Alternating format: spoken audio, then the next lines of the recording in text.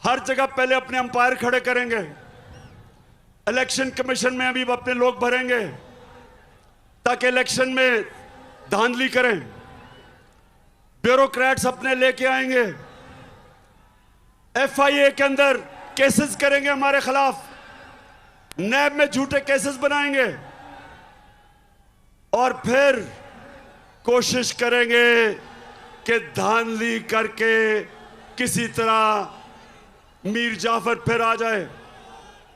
मैं आज सारे पाकिस्तान को कहना चाहता हूं कि हम मजबूत इदारे चाहते हैं। हम नहीं चाहते कि हमारे इदारों को किसी तरह कोई कमजोर करे। मजबूत इदारे से मजबूत कौम बनती है। लेकिन ये जो करने जा रहा है, जो इन्होंने हमारे सोशल मीडिया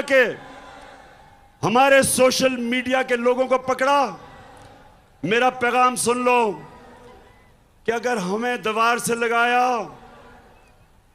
तो मुल्क को नहीं, आपको नुकसान पहुंचेगा।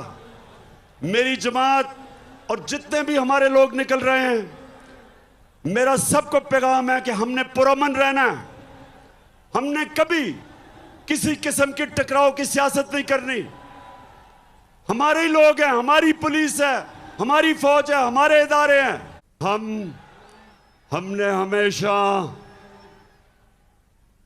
पुरअमन एहतजाज किए और ये भी जो हमारी तहरीक है ये पुरअमन रहेगी। और मैं फिर से ये खबरदार करना चाहता हूं कि कोई ऐसी चीज ना करना कि ये तहरीक तब्दील हो, क्योंकि मैं किसी किस्म का अपने मुल्क को नुकसान नहीं देखना चाहता, ना किया है और ना इंशाल्लाह कभी हम होने देंगे।